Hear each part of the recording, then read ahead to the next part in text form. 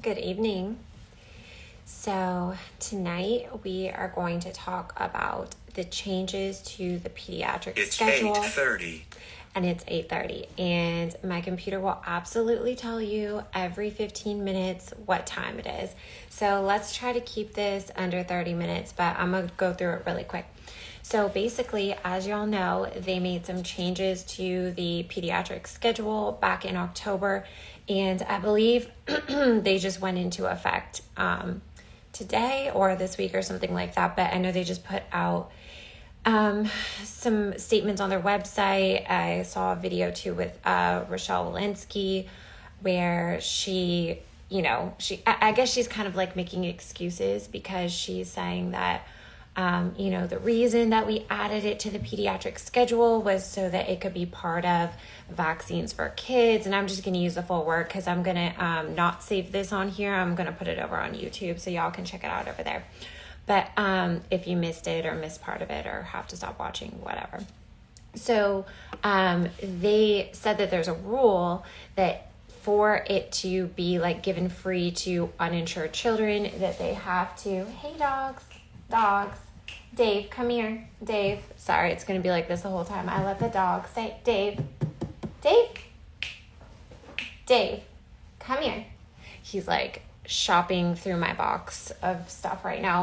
I'm not fully moved in yet. So there's Dave. You guys being good. Once I start talking, then they start being bad. So anyways, so what she said was that they had to do it in order to add it to that program where they would give it for free to underprivileged children. But, we all know from 2020 and the last 3 years that they can pretty much just do whatever they want. Like they don't, there's all kind of executive orders, rule changes, different things like that. So they chose to do this, and we all know it's for another reason, and that was so that they could have a continued shield from liability for these products, because the PrEP Act only works during an emergency. And once they get them on the pediatric schedule, then they're covered under the Childhood Vaccine Injury Act. I forget the exact acronym for that. But basically, they had to get it on there to shield these manufacturers from liability. Also, you're going to see how much money that they're making when I tell you how many doses that they want these children to get. So pretty bad here, but basically, okay, so let's start off the title on the page, and anyone can ask me, and I'll share this link with you. Advisory Committee on Immunization Practices recommended immunization schedule for children and adolescents age 18 years and younger, U.S. 2023. So, and the date on there is February 10th, so today, and they talk about, it starts off talking about how October 2022, they had the ACIP meeting, and they made these decisions to change some of the recommendations on the schedule. So it wasn't just the COVID vaccine, they also changed recommendation around influenza, pneumococcal conjugate, MMR, and they actually licensed a new product called, these names, they're always so hard, but like Priorix, and I think it's really important whenever they license a new one that we pay attention and be mindful of new like increases in side effects and different things like that, in case some certain inflammatory illness or certain injury starts to go up in numbers. You can look and try to link that back to like when did they start combining more products or changing the formulations and everything. Like we need to be mindful of that. I actually wonder, because I believe the numbers like kind of skyrocketed around 2017, like when my son was born. And I feel like one of his pediatricians actually pointed to like, oh, we're going to use this new one instead of the old one, that his previous pediatrician used. Like it's totally fine. It's the same. But you have to think about that. If it was a new one, it go along with the increased risk? I have no idea what my dogs have right now. I'm kind of nervous, but we'll just pretend that they didn't take anything that they're going to ruin.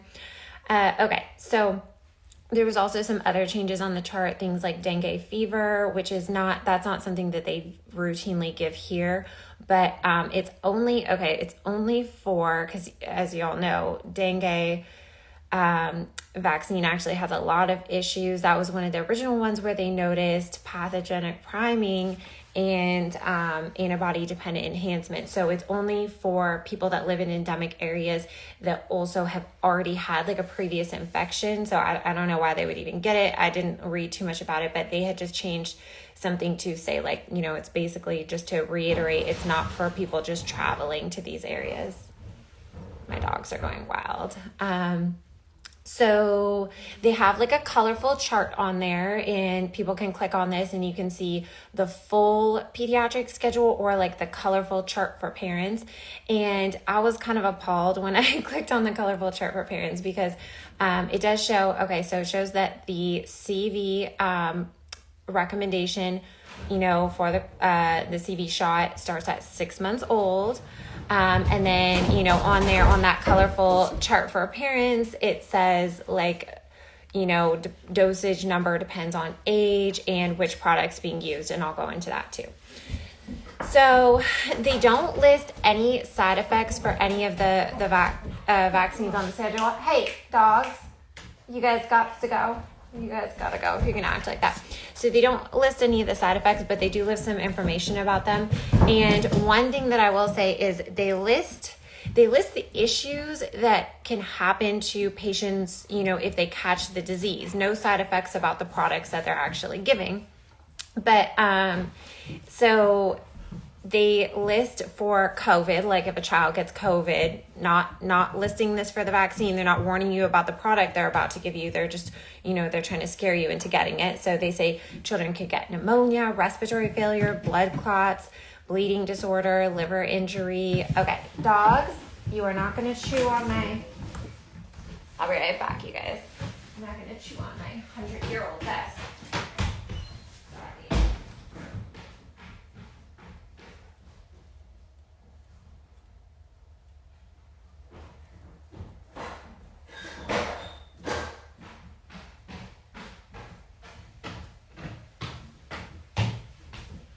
Okay, sorry, I like clunk back. I don't know if other dog owners do this. Tell me if it's really mean in the comments, but only Dave was being trouble. So I only put him in his kennel and I have the little baby puppy still here. Tell me if that's really, really mean. Sometimes Dave gets put in his kennel because he's a little too rough, but she's being good. She just lay down, went back to sleep. So, all right, so back to this. Yeah, so they list pneumonia, respiratory failure, blood clots, bleeding disorder, liver injury, heart or kidney, I guess they're saying injury, you know, that multi-system inflammatory syndrome, post-COVID, and death as possible issues if you go on and catch this disease. So then they list all the things for all the different diseases. And every single one of them, they list death as like a possible outcome, except for they didn't put it on rubella. But so hepatitis B, rotavirus, diphtheria, pertussis, tetanus, HIV, pneumococcal, polio, flu, measles, mumps, chickenpox, Hep A, they all want you to know that you could possibly have a side effect of death with these products. So kind of a little bit of fear mongering there into getting people to get them. But that's the name of the game because they want full compliance with these products. They want the whole schedule to be given. And so they're going to tell you that, but they're not going to give you informed consent on this site. They're not going to tell you what can happen if you get the products and have a bad side effect.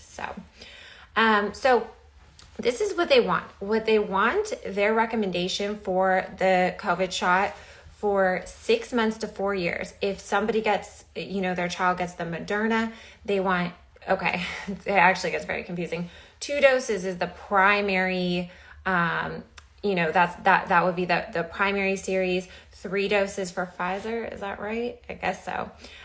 Same thing with 5 to 11 years old, 2 doses Moderna. That one says 2 doses Pfizer. 12 to 18, that's 2 doses Moderna, 2 doses Novavax. I'm assuming maybe that's the AstraZeneca one, and 2 doses for Pfizer. Then they also talk about boosters. So the original vaccine is a monovalent. So that's just they called it the ancestral version of COVID, but the booster is bivalent. So it has the ancestral version and it has the BA1 variant in there too. So it's 2. Is it mandatory? So here's the thing about mandatory. So these are on the pediatric schedule. So your pediatrician probably will feel inclined to push them on you. But mandatory as far as like for schools, I think schools have different recommendations. And this is something I didn't know as a parent and a former provider until later. But I believe that the schools might only pick, like it's per your state or something, they might only make mandatory like, you know, a small subset of what's actually on the schedule. So I would definitely look into that if you live somewhere where you feel that they're going to push you really hard to get the mandatory ones for school for your child. Which ones are actually mandatory for school? Florida most likely no. Yeah, but even if you live somewhere like California, you know, just because it's, you know, there's no exemptions doesn't mean like all the shots on the schedule might not be, you know, some of them might not be required for school. So I would definitely look very closely into that so you can at least say no to any of the ones that are not required. Now, personally, I will push back. You know, I live in Louisiana, though it's totally different. Medicine practice, and they never asked me. My pediatrician office said they couldn't be our doctor anymore. Yeah, if you said no to some, that's awful. I'm so sorry. Okay, so the booster, okay, this is so confusing because then you go back and they like change it up. So they're like the primary series one of the bivalent, like they give it with this. I think they actually give it with the 3 doses. So like the Moderna, they got like 1 bivalent on there and then that becomes the primary series. But the okay, let me see. Maybe the Moderna one, but the Pfizer one wasn't like, you can get the booster as part of the primary. I mean, you can get the bivalent one as part of the primary series, but it's not made to be a booster or something. Very confusing, but pretty much it's looking like they're going to want kids to get like an extra booster depending on which products that they get. So as many as like 4. And that's just now, you know, that's just showing this. And then they have all the time spacings of when they're supposed to get them. Like, you know, I think it was like every 4 weeks, and then like plus 2 months, like before they do like a booster. Yeah, so that's what I was trying to say. They slip in with Pfizer. They want you to add like a 3rd bivalent dose and then make that the primary series. But it can't be a booster because that's not licensed or something yet. Little confusing. Either way, I mean, they're going to be making some money off of this. They're going to be pushing it. They're going to be causing issues. And then they also had totally different lists for like immunocompromised patients and the Janssen product, which is, I believe, the Johnson & Johnson, and like pre-exposure prophylaxis. So they had a whole lot of stuff on there.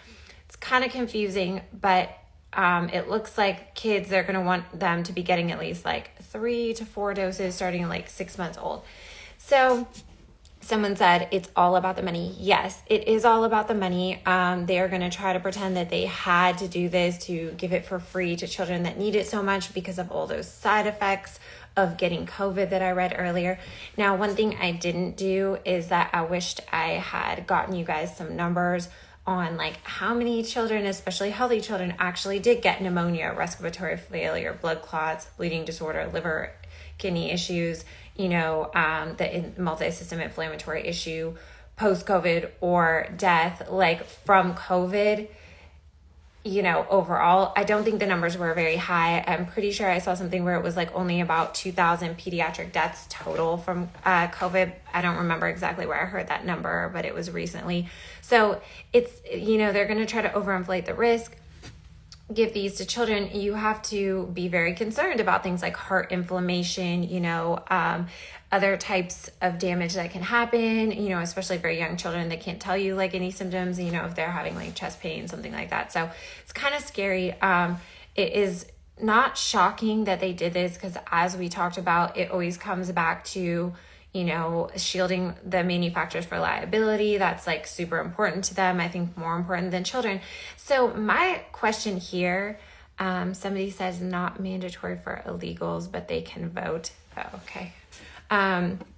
My question here is, has the CDC lost its very last shred of credibility? Did they even have any credibility left to lose? And what do you think is the consequences for them? You know, the fact that they did this, even though we've seen time and time again, that these products are dangerous. Like, they're making all kind of recommendations for all the wrong reasons. Like, do you think they have any credibility left? Like, is this the beginning of the end for them?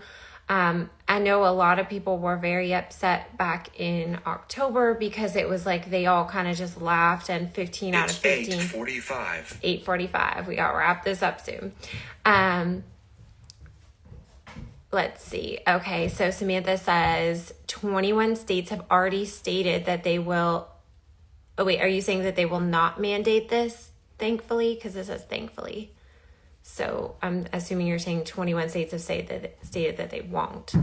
Money driven, so CDC will do whatever paid to do. Exactly. They will not mandate. Okay, so 21 states have already said that they won't mandate it. So that's really good. Money driven, so CDC will do whatever they're paid to do. Yes, and they're just their money is so intertwined with pharmaceutical companies, the pharmaceutical industry, even just the risk of liability. Like, they probably, after basically forcing it on people and stuff, it's like they need that shield of liability on these products. And so they're going to do whatever it takes, no matter, it's like, that's kind of the upsetting thing. But then you're also like, I guess, what else can you expect? Because when I saw there was like a change in recommendation on there about the hepatitis B product, it turned out not to really be anything exciting. I think it had only to do with like changing which one they use for, or like clarifying which one they use for like mothers who were positive, like for the baby within a certain time period. But when I thought for a second, I was like, did they change the recommendation to like walk it back from the hepatitis B? Like, that's not what happened, but I thought about it and I was like, how angry would I be if they change their recommendation now and they gave, my son the old recommendation? Not that, I would be happy because I want them to change the recommendations to save more children, but it's like, a lot of people would see that as confirmation of injury and things like that. So I don't think like they're in one of those positions where it's like, I don't see them walking anything back. Like, I only really see them like pushing forward with these awful narratives. Now, there is the question of, are they going to, change things up to make them all mRNA in the future? Are they going to get rid of aluminum? Because I think there's been a lot of questions around aluminum. What are they going to do? We don't know. But truth be told, I think that whatever they do is probably going to come from like a pretty self-serving place, not from caring for the patients, which is what it should be. Someone said, thank you for the updates. You are awesome. Yeah. So the last, not the last thing I want to talk about. I'm going to talk about one more thing too. But another thing I wanted to talk about is like when you say no to these products. So I like to talk about this. Now, I live in Louisiana here. They're not going to be required for, poor Dave. I'm going to keep this short. They're not going to be required for children in school. Like, we have like a title of dissent you can write. We also have personal exemptions, medical exemptions, religious exemptions, all of the above, and a letter of dissent that you just write, like, title this, like, refuse to, give any shot records or whatever. So we have that here in Louisiana. That's not true everywhere though. But I try to say, like if I'm with the doctor, the pediatrician, or my work or whatever, it's like, I'm going to tell them no. I'm going to tell them why I'm saying no if I feel comfortable to, because I do think that it's important to educate them a little bit so that they can understand where people are coming from. Not going to negotiate, no pushback.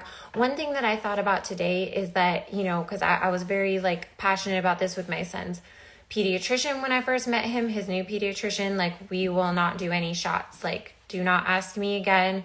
And one thing that I wish that I would have pushed more is to actually demand that they wrote that in the medical record and then go confirm for myself that they did write that in the medical record, because then as they continue to put pressure on you, or say they put pressure on one parent when the other parent's not there, well, it would be in the medical record that you had told them firmly, like, prior, I'm not doing this. And unless you change your mind and they have documentation that you changed your mind, I think that that's something that could go a pretty long way, especially if they say put pressure on the other parent or something. So that's something that I've thought about, is like being very, very firmly clear. Like, I want it in the medical record. You need to put in there that I do not want any vaccines for my son, no more. Like, do not ask me again, or do not ask the other parent behind my back, like anything like that. So I think anything we can do to protect ourselves at this point is super important, because you never know, they're going to catch someone on a weekday, or use that fear-mongering tactics that they do, or maybe just a confusion, and the other person maybe says yes or something if they're not super clear on it, or whatever. They just keep pushing on you, and you don't want that. Like, I think we have to be very clear about our wants and needs to our doctors and pediatricians, like, if we have a firm belief. Now, I'm not saying anybody has to think what I think about, like, I don't want any of these shots or whatever, but it is important to honor what you believe, like what you've done research on, that what you feel comfortable with, making sure you get full informed consent. So if you are going to get a product, I would ask them and then re-ask them to go over any possible side effects with you. I would also probably ask them to document what side effects that they verbally told you can happen, and ask them to put that in the medical record as well, because those are all things that, it could come to your benefit one day. Because if you are explicitly asking your provider, hey, tell me, don't just show me the paper that's very vague and says I'm going to get like a red arm and this and that. I want to know, what are the possible side effects? What side effects are being reported? What side effects do people believe happen to them? Like, put them on the spot. Like, we can't be embarrassed anymore to put like our healthcare providers on the spot. Like, we need to ask the questions and make sure that they answer them fully, because everyone deserves like true informed consent before they take a product into their body. So I would always push back, always ask more questions, ask them to document their answers, because those things could make a difference for you later on if things do start to change, or some type of liability does come back to these companies, which would be like the ultimate goal and hope for us. Then you might have it right there, like, hey, they actually didn't even give me true informed consent on this, which I asked for and demanded before taking the product, if you were somebody who was going to take it. But you know what I'm saying. It's helpful anyways, and it's good for them to be in those situations, because it's going to stretch and grow them as a provider. Even if, you like them and everything, like, it's still good. It's actually, so we have this thing kind of going on in the world today that, like, people don't want to challenge people that they like. They'll challenge somebody that they don't like, but they're not going to challenge someone that they do. And it's like such an all or nothing mentality. Either, I like you and I agree with everything you say, or I don't like you, I hate you, I disagree with everything you say. And that's kind of like where we've come as society. But the truth is always in the middle. That's not accurate. Like, that's like kind of like an internet polarization that we've learned to accept into our life. And I think it's spilled over a lot. But the truth is that if you like someone and you respect them, and you see them not really doing the right thing, or you see an area where they can improve, like, it's not wrong to call them out on that. It's actually a good thing. Like, you're actually helping them. So same thing goes with your doctor, or healthcare provider, or school. Like, if the school is like pressing you, like, you need to get these products and better, like, push back and let them know that and they can't try to pull one over on people, because the next time they try to do that, they're going to think better. And it doesn't mean you have to hate them or not like them or not go to that school or not go to that doctor. You have to set the boundary, though, and set the expectation and explain to them up front exactly how you feel about the thing. And that's only going to make them better as a person when they're challenged. So I don't think we need to be afraid to do that anymore. I think we need to be really good about challenging people, having those hard discussions, even if you like someone, not like making excuses. Most people are in the middle, nothing wrong with holding people accountable. Yes, yeah, just be respectful, but be firm, hold them accountable, ask for, the information that you need. If they don't have the information, and even if you're not going to get the product, like a shot or something, you could still ask them for the information just to educate them. It's like an educational moment. Like, and this is something that we've let doctors get away with for too long. Doctors, healthcare providers, is not challenging them. And every time they challenge, they're going to grow a little bit as a provider, as a person, they're going to get used to getting pushback, and that's actually like super healthy for them, and it's going to make them better at their job and better able to serve us. So I recommend doing that for certain. Last thing, okay, so we'll kind of pivot. I did want to talk for a second about spiritual warfare. You guys know that's like my favorite topic. The thing about spiritual warfare, so, I mean, I've been in it for a long time. I've been facing a lot of spiritual warfare over the past probably like 6 years, I would say.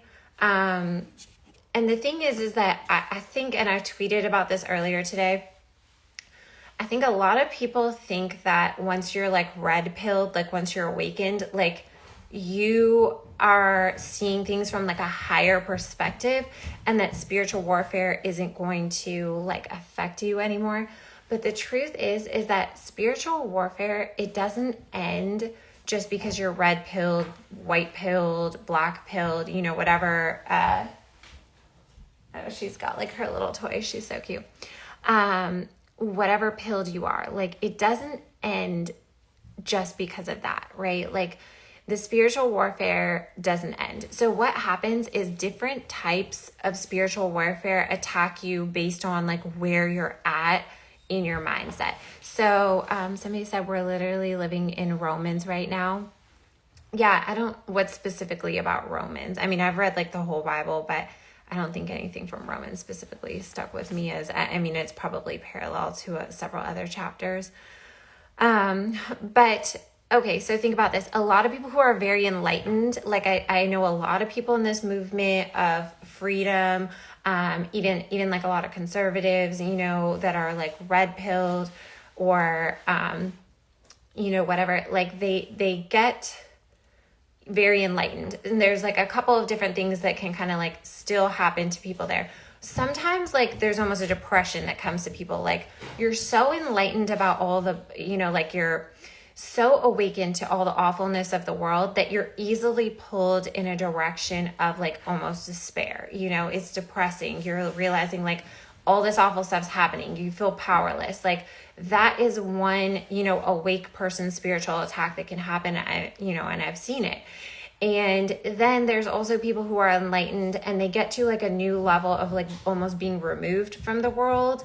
And I don't think a lot of them notice it, but there's another type of spiritual warfare, spiritual attack that can happen to them, which is like almost like over enlightenment. Like sometimes they can get very into psychedelics. That's why people love Joe Rogan, but I really don't like, let me see, if you're not doing the good work, you're not being attacked. I've felt this big time the last couple of years. Yes. As you start to do more and like wake people up and step into your mission, you will face more spiritual warfare. And I think that's what people miss a lot of times is they think like, okay, well, I'm awakened. I know everything, like, you know, and they don't realize like you're just stepping basically onto a battlefield right now. Like this spiritual realm now is going to notice you more. Now, I don't even think like, and people don't realize this, but let's see. They were spitting in the face of God, making Sodom and Gomorrah look like child's play. Okay, that was in Romans. So something that people don't realize is that there's just different levels to spiritual warfare. So when people say like you're not necessarily being attacked unless you're actually like doing God's work and everything, that is true, but there's like a low level spiritual warfare for people who are like not awake at all, that aren't doing anything. And to me, that usually comes in the form of like being very materialistic, being very like this worldly. And those people might never make it into the spiritual battlefield because they're easily, and they can be like very good, nice people and stuff. But sorry, my throat got like really dry all of a sudden. It's that spiritual battle happening right here in this room. So those people can just get very caught up in worldly things very easy. So it's almost like they never even make it to the battlefield because they're just, you know, nice people born into whatever, thinking about what job they're going to get, thinking about what car they're going to buy, thinking about vacation, thinking about their house.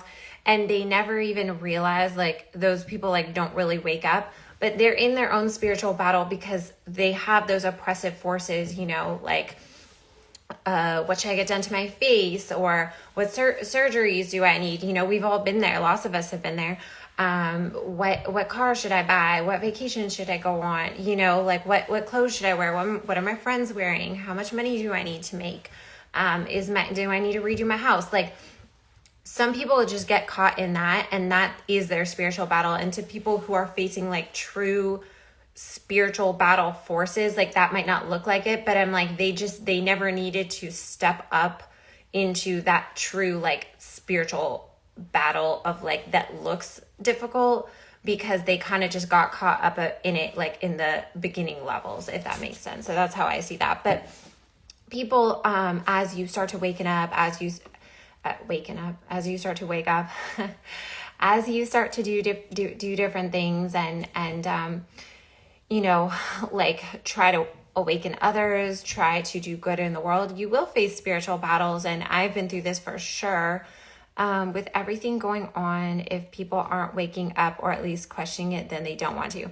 Yeah, and some people just don't want to. Some people want to stay living in that superficial world, and that suits them. But I do think that part of that is their spiritual battle. It just doesn't look like much to us from the outside, who feel like we're facing like attacks, But personally, I don't think I face anymore as many attacks as a lot of people do.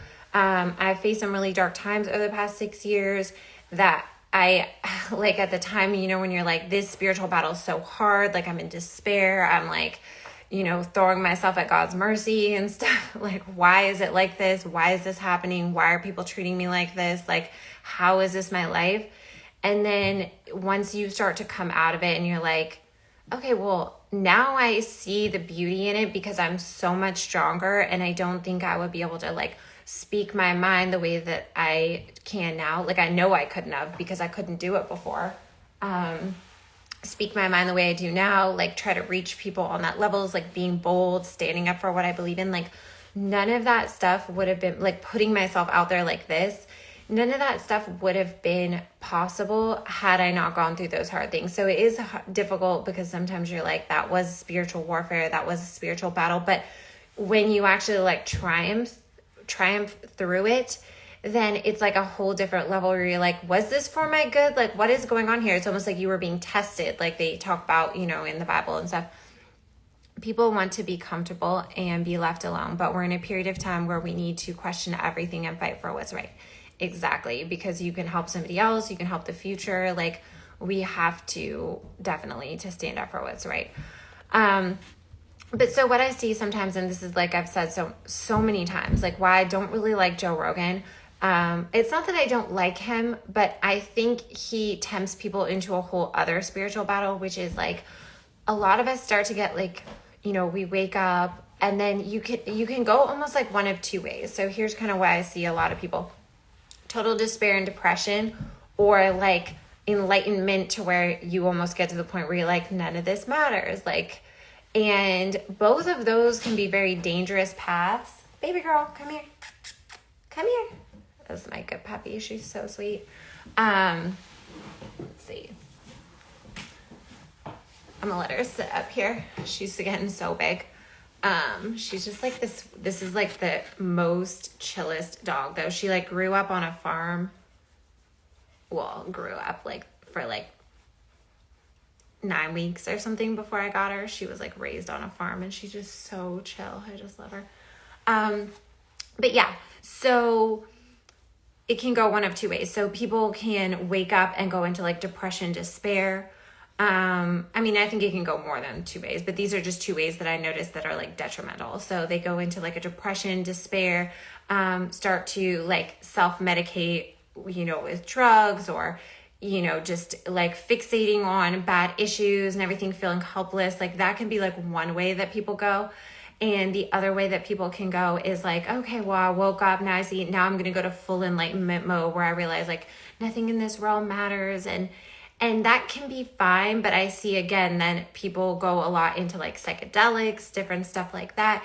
And I'm not saying that path is always bad, but it can be another like stumbling block for people to fall into, like, because what happens? Like, what is spiritual warfare really trying to do? You know, it's not necessarily just trying to like kill you or take you out of the world, but it's trying to make you ineffective and trying to derail you from your mission to like help humanity and help others. So yeah, if you get off in the direction of like depression, despair, that's one way that you can be like thrown off from your mission.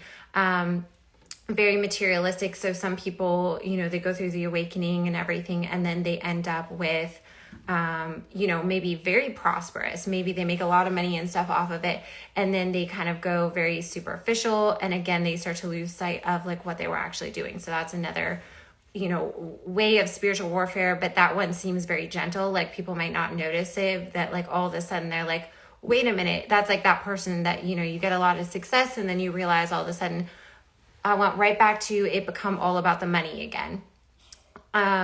Or there's the people who, like I said, they go off in that direction of, you know, I'm so enlightened, like nothing matters anymore. And I'm just going to do psychedelics and hang out and enjoy life and stuff. And which is fine, but that can be a derailment from your mission too, because there you are again, not doing anything effective, not helping humanity, just really like neutralized by your enlightenment. So personally, I think that we're here for a reason.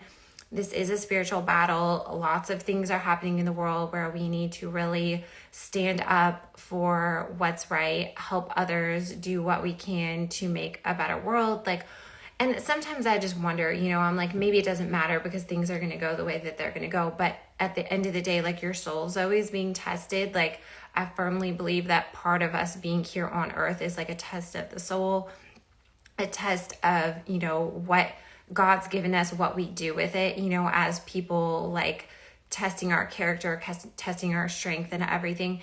And so I do believe in pushing no matter what, like to do God's mission for your life, you know, to do something good for the world, to share goodness, to encourage others, to do all those things, and not just to either get caught up in prosperity or get caught up in like, you know, just enjoying the moment because you're into drugs or something, or not, you know, falling into depression, despair, like some of the things that we see that seem a little bit more like traditional spiritual warfare.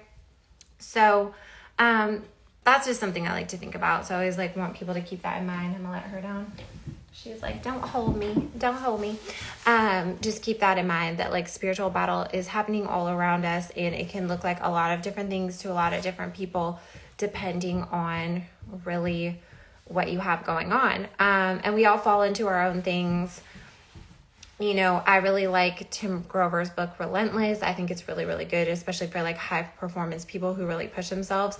He talks about a chapter in there, though, the dark side, and that's kind of like very highly effective people usually kind of have something that's like untamable about them. And that can give them an edge, or it can really be, and doesn't mean any of this in a spiritual way, but it can give them an edge, or it can be like, again, a stumbling block. So I always like to think the things that appeal to me in my life that I know aren't healthy, same thing, you know, as like for the spiritual realm, and even just for being an effective person, like Tim Grover's book talks about, you have to keep that under control. If there's an area in your life that you know is like typically where you stumble, and some people, again, that might be like material things like money, you know, being like the greed of money, or really, really wanting to be flashy. Like for some people, that's like a big stumbling block. For some people, it's like drugs, alcohol, you know, for some people, it's like promiscuous relationships. For some people, it could be like even something as simple as like getting very angry, things like that. So all those things that we have to try to, you know, look out for, like what are the parts of us that we really need to keep under control to, you know, honor God's mission for our life and be a highly effective person. So for me, I always like to limit drinking and stuff. I mean, I like to have fun as much as the next person, but things like that, like I've just seen too many times in my life, like, you know, alcohol, going out, spending too much time on things that don't matter, like doesn't do anything good for you. You know, I would rather be at the gym, you know, taking care of myself, doing those things, because those actually like help further my mission, instead of the things that I think are fun, but I know that they really don't add anything. So But yeah, last thing to talk about before I'm gonna sign off, there was another object shot down over Alaska today. And they're saying it wasn't as big as the Chinese balloon. It was smaller, but it was like about the same elevation. I guess it was about 40,000 feet. It wasn't over anything. It sounds like it was over like ice, some type of ice area or whatever. So I guess they shot it down. Now I couldn't find in the article that was out like maybe 20 minutes before I started this. Maybe it was like 30 minutes before I started this, looked like the last update. They didn't say if they like went and retrieved it and like what it was made of or anything. But they said it wasn't the same size and shape as a weather balloon. They said that it was very slow moving. So it was like almost like hovering or something over Alaska. So a lot of people are like, UFO. I mean, obviously UFO is just an unidentified object, but it is kind of interesting. Like, what is it doing there? Why do they keep flying these? I don't know if I said weather balloon, not weather balloons, spy balloons. I don't know why they keep flying these spy balloons. And like, what is going on? I mean, do you think that we should be preparing for issues from the rest of the world? Like, why would things keep flying over our airspace that we're not anticipating? Or is this just something that always kind of happens and, you know, the media is kind of playing it up to scare us? Like, I don't know.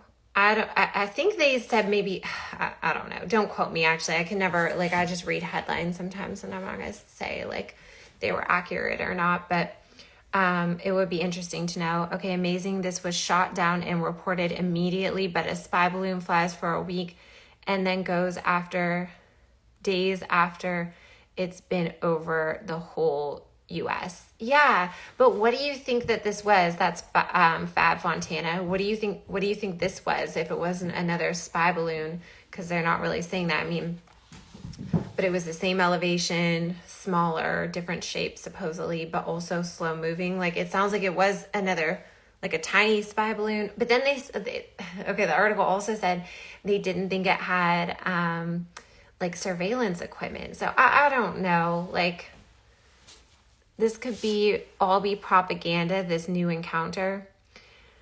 It was a float from the Macy's Thanksgiving parade that got loose 3 months ago. No, really? Ha ha ha. That's funny. Okay, for the Biden administration to say we are proactive. Oh, you're saying like they just pretended like there was something else up there that they shot down right away just so that they could like save face. They're like, now we're good. Look, when it's just over Alaska, not over people or anything, like, we'll take care of it right away. Like, you think that's what it was? That it's like a bluff to try to, it's like propaganda to save face. That's kind of interesting. It's a good thought. But yeah, that's pretty much all I have tonight. I'm gonna wrap this one up. I am gonna put on YouTube. I hope, you know, like this, I guess this video wasn't that exciting, but I feel like it was pretty informative. I like to do these kind of more informative medical talks from time to time to like educate on something so people kind of know like what's up, like what's the real deal here.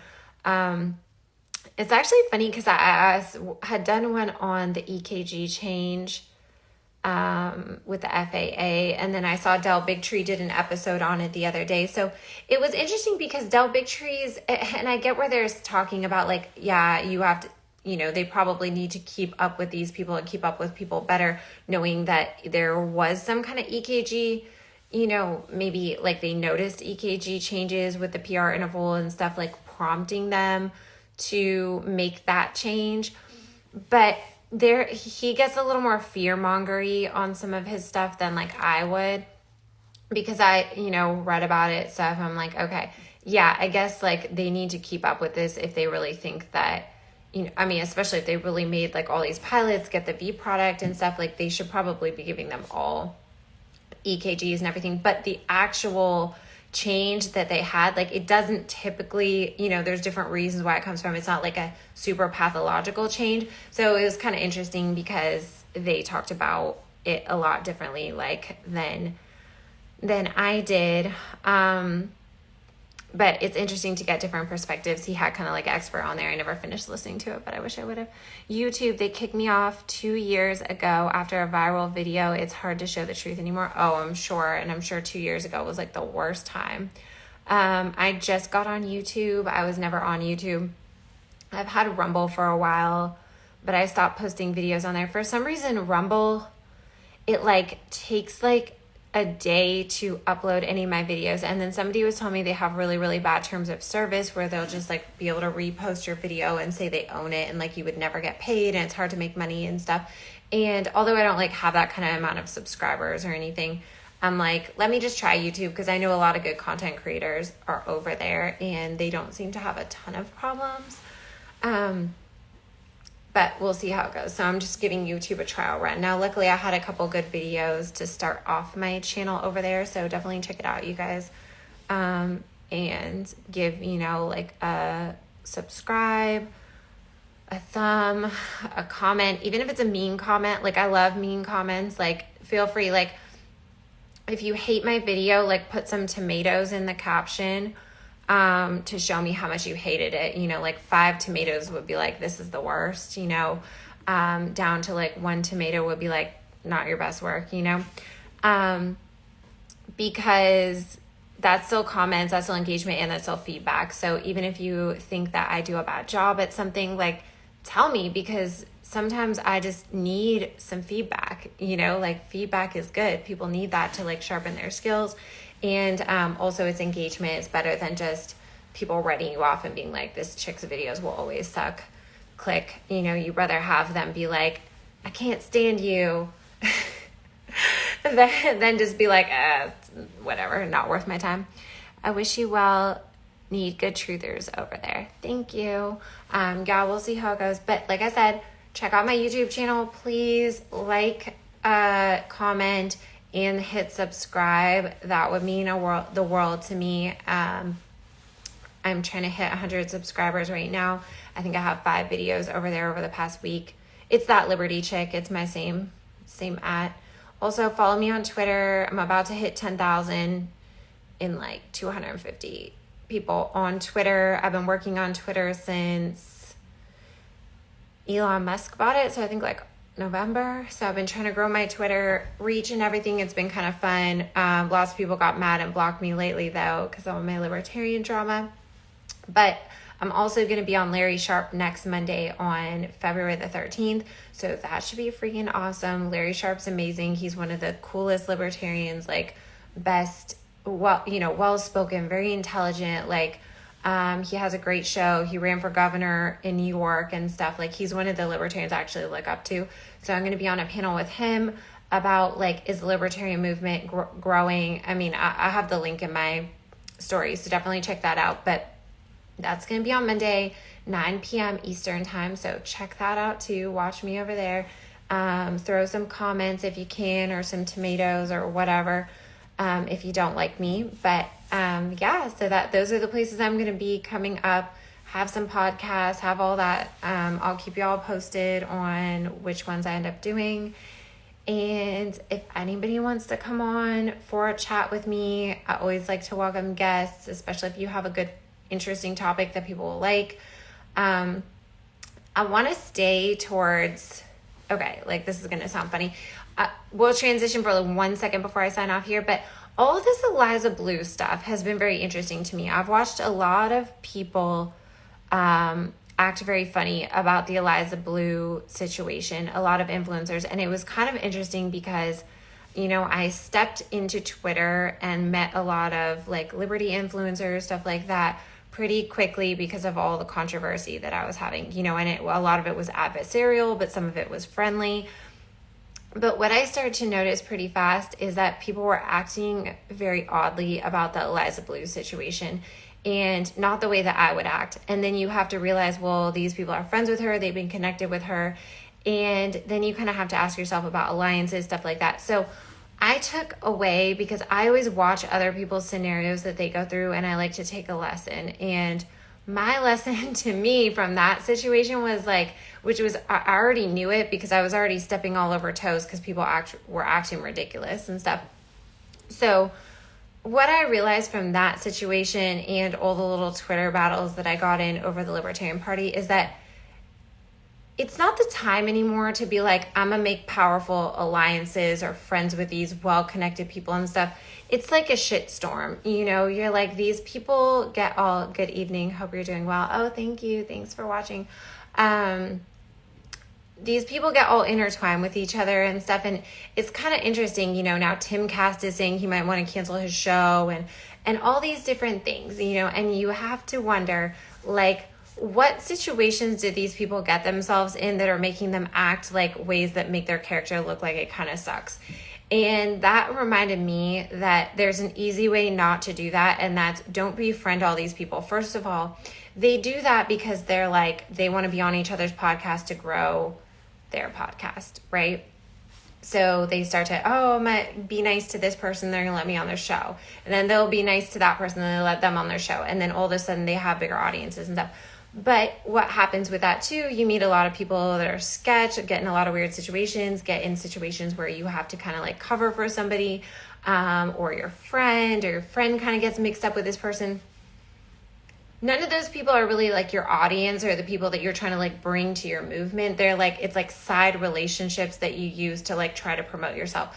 So the lesson that I learned from that is that I don't really want to mess with those people. Like, I don't need, you know, big influencer libertarian friends, like, you know, big podcaster friends, whatever. Like, I realized from that, like, what I need to do is focus on the people that matter, which is my audience that watch me, and people who I am trying to get into the libertarian movement because they're regular people. So what I'm planning to focus on a lot is mostly just chatting with regular people, like regular libertarians, regular health freedom moms, anybody who's doing something cool or has like an interesting experience. I mean, I've talked to a lot of people that are in like different types of like functional nurses and personal trainers and, you know, even like the people from Red Balloon Network, like all kind of different people that are just like actually doing stuff instead of just like, you know, other podcasters or whatever. So that's going to be my focus.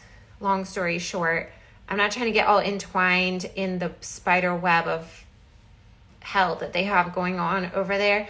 I just want to focus on liberty, health freedom, and connecting with people that I feel like are actually like boots on the ground type of people, grassroots movement type of people that are going to get stuff done. So anybody want to come on for a chat with me anytime, like, let's do it. It's always fun. I meet a lot of cool people that know a lot of stuff that I don't know. And to me, that's a lot more interesting than listening to somebody who I've heard on this podcast and that podcast and this podcast and that appearance. And I saw them speak here and I saw them speak there. It's like, okay, we get it. Like, that person knows about this. I've heard it like 15 times. I don't know why I have to listen to another podcaster ask them the exact same questions as everybody else. It's like boring to me. So try to just connect with new people no one's met, have different conversations that no one's had. So I wish, but you are just super smart. Oh, thank you. All right, you guys have a fantastic night, and I will probably be back. Let's see, I have that thing with Larry Sharp on Monday, but I might do a live either like Sunday or Wednesday or something when I have a chance. And if there's any cool topics, send them to me and I'll try to make a video on it. So y'all have a great weekend.